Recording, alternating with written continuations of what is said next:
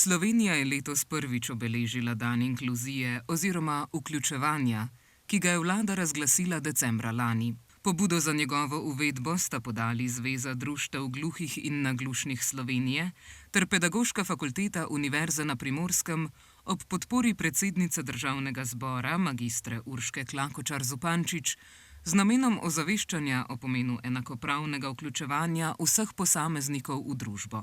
V luči tega dne je bil 28. februarja v Državnem zboru posvet z naslovom Bogastvo vključujoče družbe. Klakočar Zupančič je poudarila, da inkluzija ni le naloga politike, ampak odgovornost celotne družbe. Gre za simbolično dejanje, ampak če ne drugega, se vsaj na ta dan obudijo ideje o tem, da si želimo živeti v družbi, v katerem bo vsak posameznik lahko aktivno sodeloval, ne glede na svoje osebne okoliščine, ne glede na svoje osebne lastnosti, ne glede na svoj status in vse druge okoliščine, na katere ne more vplivati. Ko je Vlada Republike Slovenije decembra 2024 potrdila in objavila v Uradnem listu razglasitev dneva inkluzije, si nismo mislili, kako aktualen je lahko ta dan.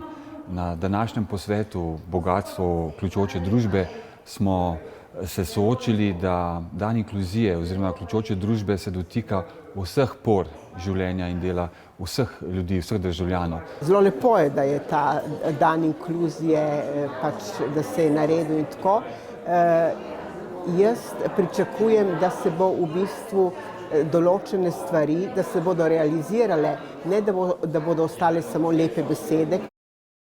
Predstavniki invalidskih organizacij so izpostavili, da pričakujejo konkretne izboljšave pri vključevanju oseb z različnimi oviranostmi v družbo. Pričakujejo večjo dostopnost javnih storitev, prilagoditve v izobraževanju ter boljše zaposlitvene priložnosti. Na Ministrstvu za vzgojo in izobraževanje so poudarili, da bo ta pripomogel k enakim možnostim za vse, ne glede na njihove osebne okoliščine.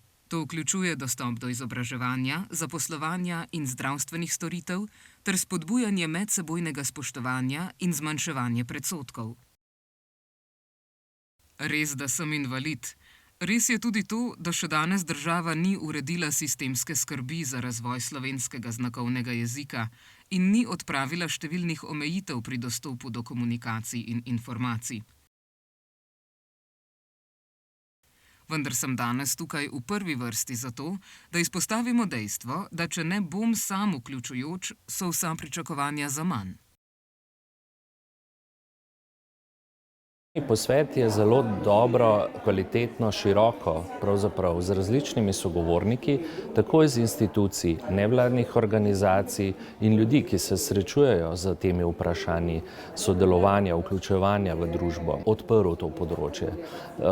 Mislim, da smo imeli zelo dragocene prispevke, premišljevanja o tem, kaj moramo v Sloveniji narediti, poleg tega, da se seveda o tem začnemo pogovarjati, da prepoznamo te probleme, torej katere sistemske spremembe moramo kot družba narediti, kaj od tega je potrebno narediti na zakonodajni ravni, kaj pa na ravni izvrševanja programov in vsakodnevnih praks. Kot Nacionalni svet invalidskih organizacij smo izjemno ponosni, da je Zvezi društev gluhih in naglušnih z njihovim predlogom in podporo fakultete s Primorske uspel dan inkluzije. Vsekakor pa si želimo nekaj več.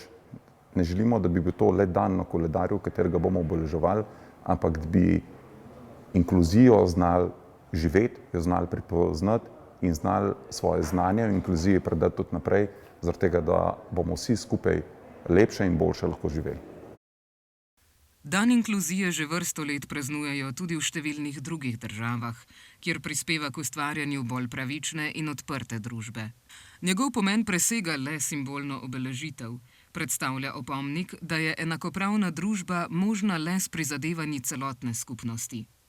Le s skupnimi močmi lahko zagotovimo, da vsak posameznik, ne glede na svoje okoliščine, dobi priložnost za dostojno življenje, celovito vključevanje v družbo in enake možnosti za prihodnost.